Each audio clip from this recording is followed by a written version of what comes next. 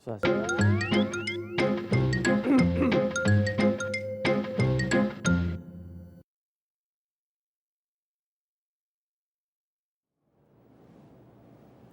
네, 안녕하십니까. 깡스컬러 강재훈입니다.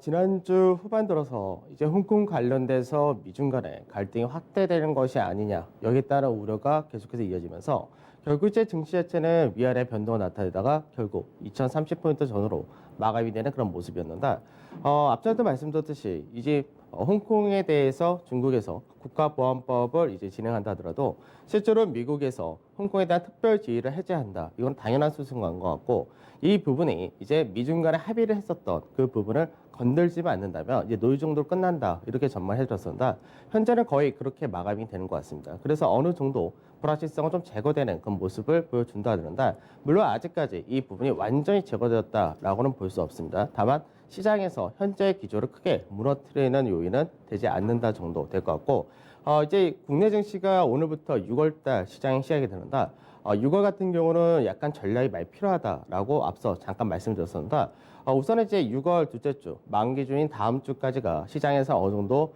무난하지 않을까 생각을 하고 있는데, 그 이후에는 어느 정도 시장에서 변동성이 나타날 가능성이 높다라고 보고 있기 때문에 그 부분은 나중에 자세히 말씀드리겠지만 어느 정도는 6월달 시장은 준비를 좀 해야 되는 그런 시장이 되지 않을까 그렇게 전망이 됩니다. 우선 지난주 금요일 시장부터 체크를 하면서 말씀드리도록 하겠습니다.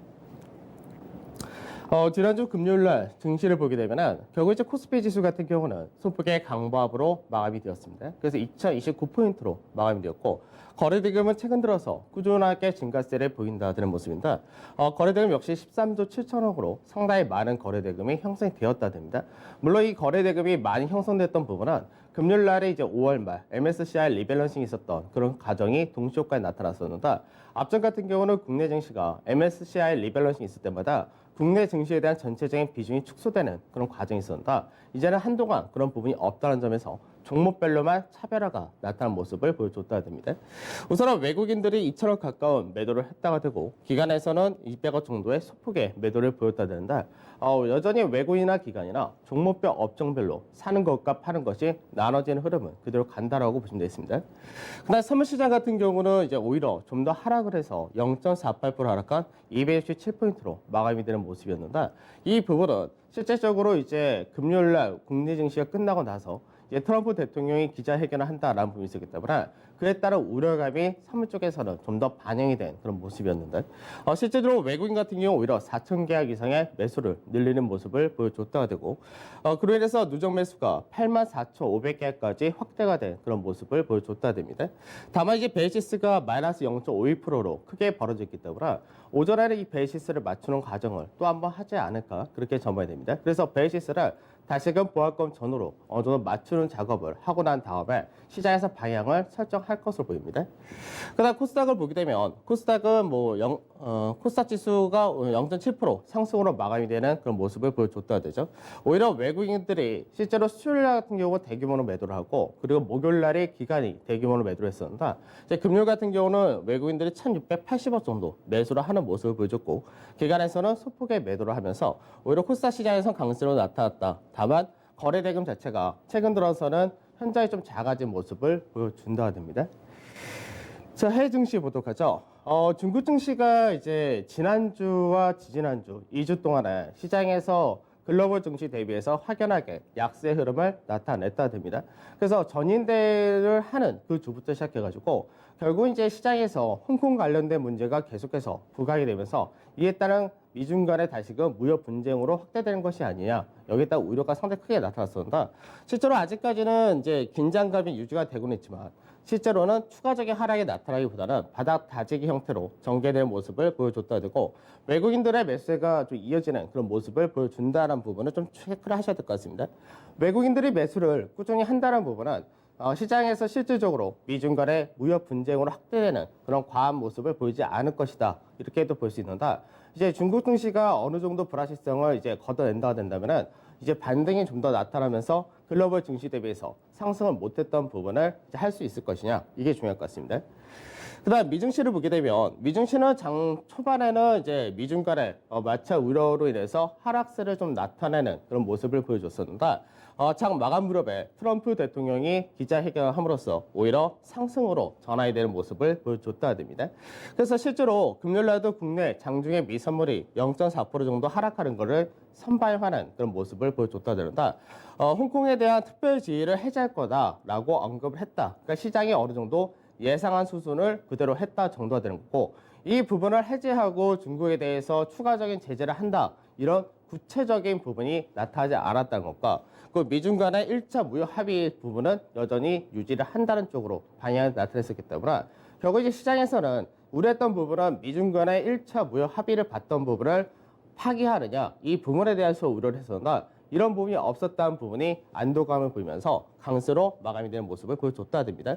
그래서 반도체 관련해서가 가장 강한 흐름을 보여줬고 그 외적으로 약간 방어주 성향이 장중에는 강세를 띄었기 때문에 이쪽에 강세가 나타나고 최근 들어서 강세 띄었었던 운송이라든지 금융 같은 경기 관련은 소폭 하락으로 마감이 되었다 됩니다. 변동성 지수는 3.78% 하락한 27.5포인트로 다시금 내려오는 모습을 보여줬고요. 유가 같은 경우는 미중 간의 분쟁이 일어나지 않는다는 부분에서 유가가 급등세를 보이면서 유가는 35.4불까지 올라가는 모습을 보여줬습니다.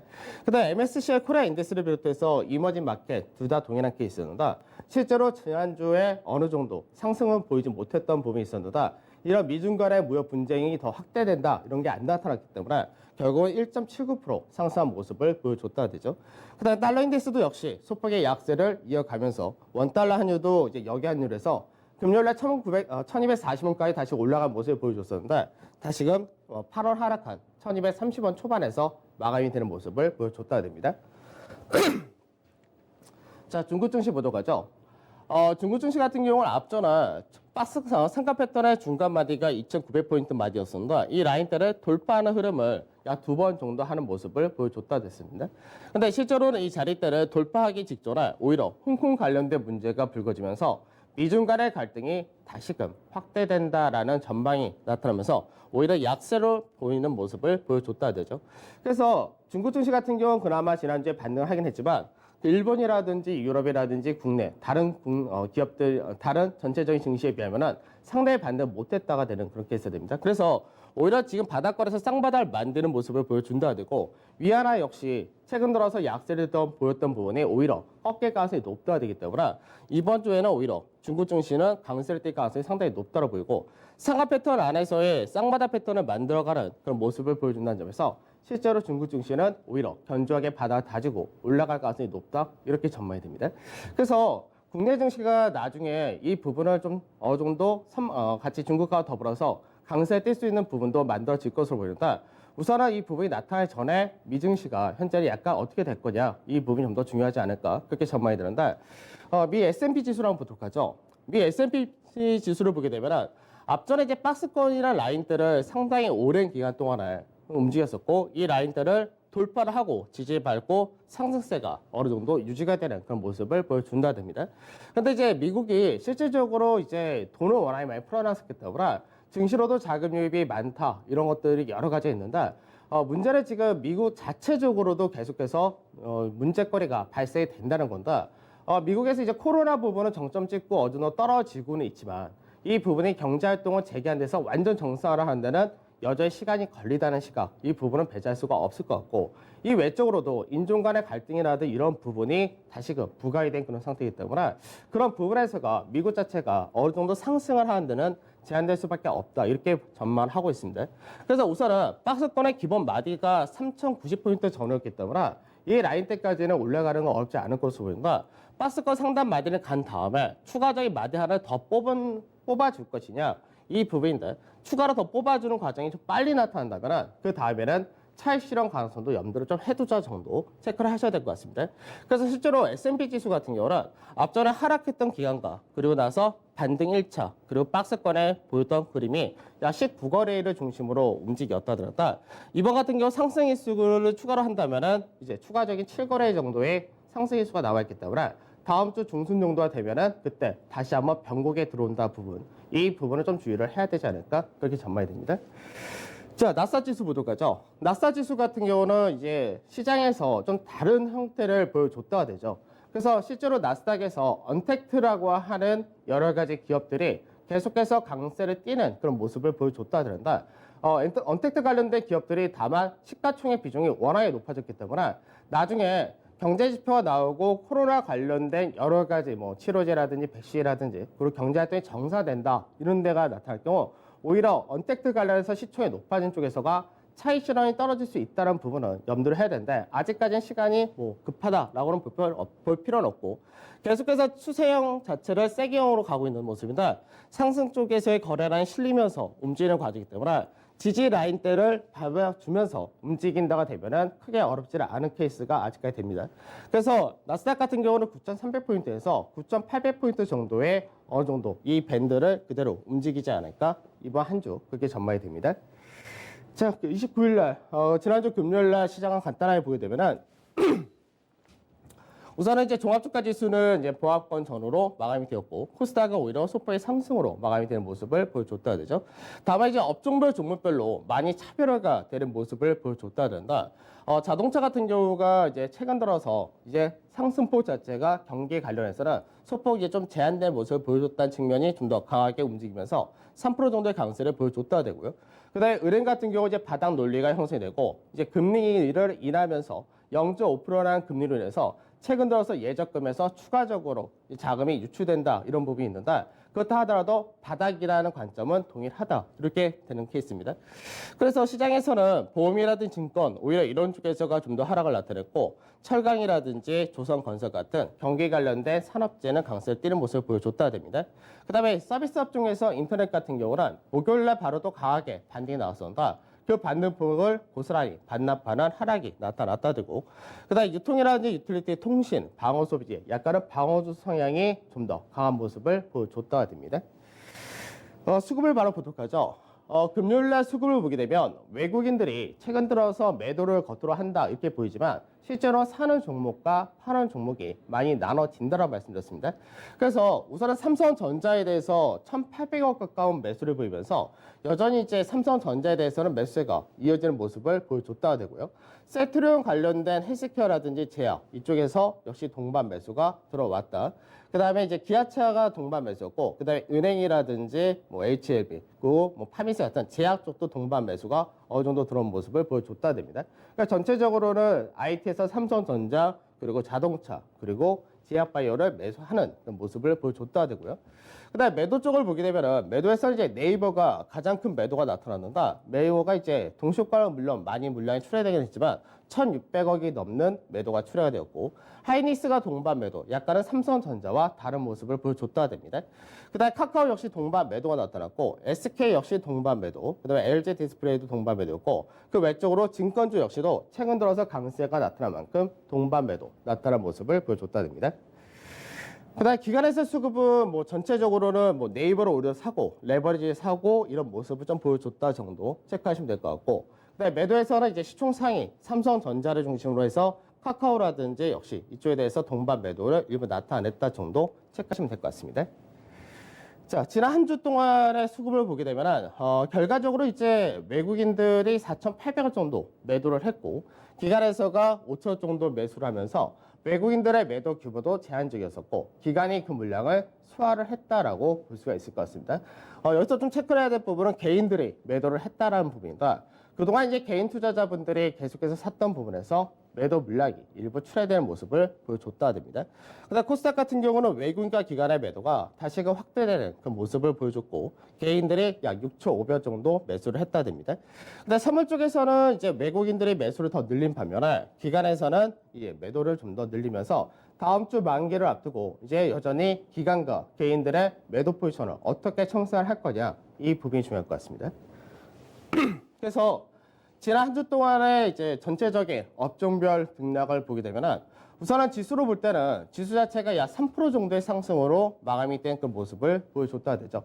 그래서 이제 거래소 같은 경우는 그동안 박스권의 흐름을 길게 보이다가 이제 그 라인대를 돌파하면서 3%라는 상승을 나타냈다 되고 반면에 코스닥 같은 경우 상대적인 강세가 있었던 부분에서 상승이 좀 제한되면서 0.7%의 상승.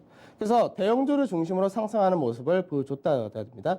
그다음에 중소형 같은 경우는 1% 전후의 상승을 보여줬다 되고 업종별로 보게 되면은 이제 은행 업종이 가장 강한 상승을 나타냈다는데 향후 이제 금리가 추가적으로 나타나지 않을 것이라는 기대감과 바닥이라는 논리 그리고 배당 수익률에 대한 기대치가 더 높아졌다 정도. 그래서 은행 업종이 가장 강한 상승을 보여줬고 그 외적으로 이제 자동차라든지 조선 이런 경기에 관련된 쪽에서가 여전히 강한 모습을 보여줬다 됩니다. 그래서 경기 관련 같은 경우는 이제 실제로는 지지난주까지 그 지지난주부터 어느 정도 언택트하고 갈리는 모습을 보여주면서 상대적인 강세를 보이다가 추가적인 강세가 이제 앞으로 경기가 정상화된다는 기대감이 강하게 형성이 되었다고 보시면 될 것 같은데 반대로 이제 보험 같은 경우는 시장에서 손해보험은 언택트 수혜주로 분류가 되었기 때문에 이쪽에 약세를 띄었다 되겠죠. 그 다음에 역시 언택트가 주로 포진이 되어 있는 이제 국내 내수 관련이라든지 이런 쪽에 역시 약세를 띄었다. 그래서 결국은 앞으로 경기가 정상화된다는 측면이 경기 관련주를 중심으로 강한 상승을 보여줬다. 이렇게 체크하시면 될 것 같습니다. 자, 종합주가 지수 한번 체크를 해보도록 하죠. 종합주가 지수를 보게 되면은 이제 앞전에 중요한 라인대가 이제 검은색 이 라인이었는데 이 라인대가 이제 1980포인트 전후가 됐었죠. 그래서 이 라인대를 돌파를 하고 그리고 지난주에는 지지를 받는 흐름까지 보여줬다 됩니다. 그래서 전체적으로는 이제 세경의 그림을 돌파를 하면서 강한 상승을 나타낸 그런 케이스입니다. 이제 그로 인해서 박스권으로 다시금 회귀를 했다 되겠죠. 그래서 박스권 자리가 1980포인트에서 이제 2240포인트 정도 되는데 이 라인의 중간 마디다라고 할 수 있는 자리가 2100포인트입니다. 그래서 이 2100포인트 라인대를 가기 위해서는 우선은 1차적으로 60주 선이 있는 자리대가 2050짜리 전후가 되는데 이 라인을 먼저 넘어가는 과정이 필요하다 됩니다. 그래서 이번 주 같은 경우는 주 초에 2050이라는 자리대를 넘어가고 안착하는 흐름까지를 보여준다면 오히려 2100포인트 전후를 돌파하는 그런 시도도 가능하다 정도 이렇게 전망이 되고 박스권에 이제 전체 박스가 이제 1980에서 2240인데 박스권의 중간에 넘어가게 될 경우가 이제 전체 이제 주 하락 추세를 다시 한번 올라온다 하더란다. 이 라인대까지가 이번 마디에서의 우선은 목표치로 그렇게 보고 있습니다. 자, 대형지수도 보도록 하죠. 대형지수를 보게 되면 대형지수도 마찬가지로 동일하게 돌파를 하고 60주 선에서 우선 저항을 한번 받았다 이렇게 되는 케이스입니다. 대형지수도 마찬가지로 박스권으로 해결한 상태이기 때문에 1940에서 2155포인트, 60포인트 요 정도가 박스권 마디인데 역시 중간 마디가 2060포인트 정도 됩니다. 그래서 이 라인대를 대형지수는 오히려 넘어가기가 좀 더 수월한 그림입니다. 넘어가고 나서 박스권 상단 자리 이 라인대까지가 최대치 정도 이렇게 전망이 되고 이 라인대는 넘어간다 하더라도 나중에 지지테스트를 받아야 되는 그런 과정이 좀 필요하다 이렇게 보고 있기 때문에 어느 정도 이 라인대 들어온다면은 서서히 이제 비중 조절 좀 하면서 현금을 일부 만드는 작업을 좀 하시는 것이 좋을 것 같습니다. 그래서 이 부분은 이제 다음 주 정도가 본격적으로 필요하다 이렇게 보고 있는데 우선은 여전히 시장에서는 이번 주까지는 어느 정도 조정이나 횡보보다는 상승 쪽에 무게를 실른다라고 보시면 되겠죠. 자, 코스닥 지수를 보게 되면 코스닥 같은 경우는 이제 상대적으로 많이 올라갔다는 부분과 이제 지난주 같은 경우 상대적으로 대형이라든지 거래소에 비해서 약세를 띈다는 부분과 수급의 쏠림이 많았던 쪽에서 서서히 약해진다는 부분 그리고 이제 정부에서의 이제 본격적인 누제 정책이 이번 주 빠르면은 뭐 중후반 들어서 나온다 이렇게 전망이 되는데 그 부분은 어느 정도 시장에서 선반이 됐기 때문에 오히려 발표가 나올 때 차익 실현이 떨어질 가능성도 배제할 수 없다 됩니다. 그래서 코스닥 같은 경우는 추가적으로 고가 라인을 넘어간다라기보다는 오히려 695라는 지지 라인을 지난주 받아놨었다. 이 라인에서 730이라는 단기 박스권으로 움직일 가능성이 높다. 이렇게 보고 있습니다. 자, 투자 전략 정리를 해보도록 하죠. 우선은 이제 이번 주 이제 6월 달이 들어왔는데 지수 박스권이란 부분에서는 우선 2185에서 이번 주 2100포인트 정도까지가 우선은 전망치다라고 보시면 된다. 상승 추세는 어느 정도 지속이 된다는 관점은 동일하다가 됩니다. 다만 이제 아까 말씀드렸었던 미 증시 자체의 변곡이란 부분이 다음 주에 들어온다는 것과 다음 주 만기일 전까지 시장에서 어느 정도 강세가 먼저 이어진다고 되면은 그 위에는 숨고르기 조정이라든지 최소 단기 조정, 변곡이 좀 들어올 수 있다는 부분은 염두를 해두셔야 된다 정도. 그 다음에 코스닥 같은 경우는 695에서 730포인트라는 박스권 흐름은 전망하는데 이 박스권 흐름이 이어지다가 나중에 미증시라든지 뭐 국내 증시가 숨고르기 조정이 좀 들어오는 과정이 나타난다면 그때는 좀 더 추가적인 조정을 받을 수 있다가 될 겁니다. 그래서 우선은 미중 간의 갈등이 지속이 되긴 하지만 실질적으로 미중 무역 합의까지는 건들지 않고 있는 상태이기 때문에 여기에 따른 홍콩 관련된 불확실성은 어느 정도 이제는 더 제한이 된다라고 보시면 될 것 같습니다. 다만 이제 미국 내에서의 인종 갈등 등의 노이즈 요인이 추가로 발생되었기 때문에 이제 이 부분은 사실 글로벌 증시에 바로 파급을 주지는 않는다가 됩니다. 다만 미증시가 어느 정도 추가 상승 더 나타나다가 되면은 그 이후에는 영향을 어느 정도 줄 수 있다는 부분 정도를 체크하시면 될 것 같습니다. 그래서 실제로 나중에 그런 조정을 겪고 변곡이 지나고 그 다음에 차별화가 이어지느냐, 사실 이 부분으로 넘어가야 되기 때문에 우선 그 과정에서 한 번은 동조가 될 수 있다 정도를 생각하시면 될 것 같습니다. 그다음에 이제 5월달 경제 지표가 이제 발표가 되는데 이제 이번 주 같은 경우 이제 중국의 차이신 구매자 관리 지수를 비롯해서 여러 가지 구매자 관리 지수들이 발표됩니다. 우선은 이제 지난주에 발표됐던 중국 국문회사의 구매자 관리 지수는 50이라는 수치는 다시 넘어갔지만 실질 4월보다 조금 약했다라는 부분이 있다가 되죠. 그래서 아직까지 시장에서 이 컨센서스 자체가 기대치가 높지가 않기 때문에 괜찮다가 되는데 다음 달 정도 되게 되면 어느 정도 기대치만큼 나오지 못한다가 될 경우는 차익이 떨어질 수 있다는 부분도 있을 것 같습니다. 그래서 우선은 관심 업종 자체가 추가적인 상승 좀 들러한 쪽과 그다음 6월 달에 모멘텀을 가지고 있는 업종, 그리고 하반기 전체적으로 경제 활동 자체가 정상화된다는 쪽이 될 때 좀 더 수혜를 많이 받을 수 있는 쪽이 어디냐, 이 부분이다. 시총상의 IT와 자동차, 그다음에 건설, 조선, 철강, 해운 정도가 될 것으로 전망이 됩니다. 그래서 이런 쪽에 대해서 관심을 좀 더 가시면 될 것 같습니다. 자, 6월 그리고 한 주의 시작인 첫날입니다. 오늘 성공 투자도 하시고 저는 내일 찾아뵙도록 하겠습니다. 감사합니다. 네, 성공투자의 아침 생방송 토마토 모닝쇼 6월의 첫 문을 이렇게 열어봅니다. 자, 오늘 첫날이니까요. 그 무엇보다 좀 힘내면서 장을 시작했으면 좋겠습니다. 토마토TV와 함께 하시고요. 모닝쇼는 내일 돌아오도록 하겠습니다. 오늘도 성공투자입니다.